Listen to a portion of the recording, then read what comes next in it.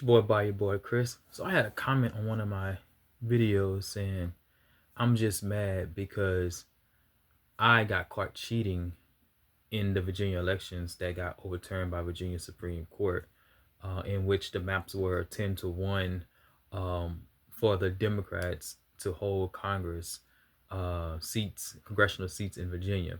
So I'm confused though. Help me make it make sense. When the people vote for something, the majority of the people voted for this redistricting map in Virginia. The majority. Okay. 51-49. 51 is the majority. 52-48. 52 is the majority. If the majority votes, that's not cheating. What's cheating is when people elect officials to have their best interest at heart. And those people that are elected get silenced because other people redistrict without the actual constituents voting for that redistricting. And the people lose seats. That is cheating in my book. The people are not speaking. That's the voice of one person speaking, Donald Trump, and using his puppet master strings to change the way things are done lawfully in states to fit his needs, his wants, his ego, his narcissistic attitude. Alabama, Tennessee, Mississippi, Louisiana, Texas, Florida, South Carolina.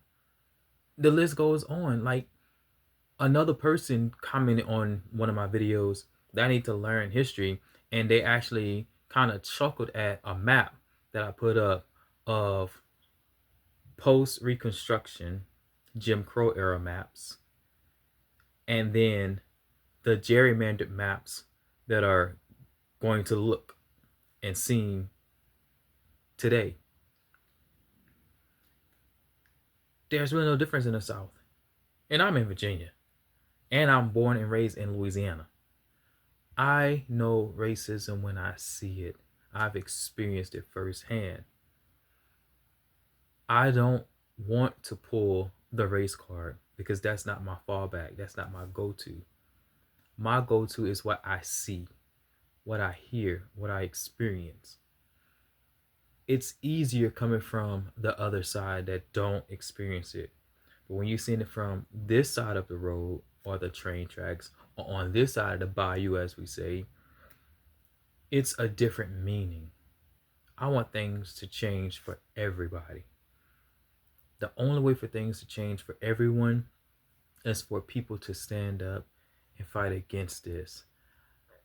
It's hard to fight when the system is rigged and there's no accountability coming at the top. When there is a president who is running rogue in this democracy of America and no one is putting him in check, this man is unlawfully using his presidential powers, his executive orders, to do things that I don't think any president would have ever done. Republican, Democratic, Whig, whatever the party was. This is beyond ridiculous. There has to be checks and balances. People have to be held accountable. I feel sorry for the three justices who are consistently being shut down when it comes to these arguments being put in front of them. These arguments are for the people. It's for the greater good of American humanity. This 6-3 court that has been packed by Donald Trump is absurd. What is the end game? What is the agenda? Yeah, we see on the surface it's racism. You know what I mean? We see that on the surface it's this idea that, you know, we have to get back to the America of old where there was a hierarchy of white supremacy. We see that. But is it really America pulling these strings? You know, because I know history, and the history of America is the outcasts of England, Britain, was sent over here. This is more like excommunicated place, a place that you was sent to, almost like a prison island almost. So like what they did in Australia. You were the unfavorables of Britain. So you come here. So if your forefathers felt like they was the lowest of the low, then they got to go lower to find somebody else that they can put their feet on and say, okay, now we're above this person. The same thing is happening today.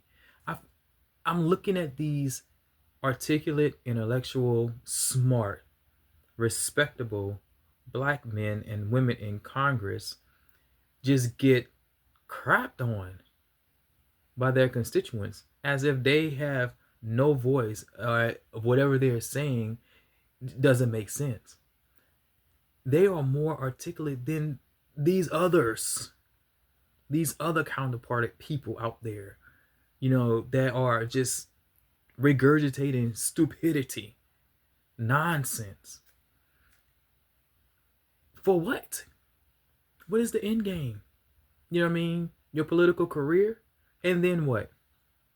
You know what I mean? What I think should happen is, I think America should just go ahead on, let all this dumbness happen, and then show up in the midterms and prove that all this gerrymandering, all this redistricting, all these cutting the people out, all this retardedness that's going on in America is all going to backfire.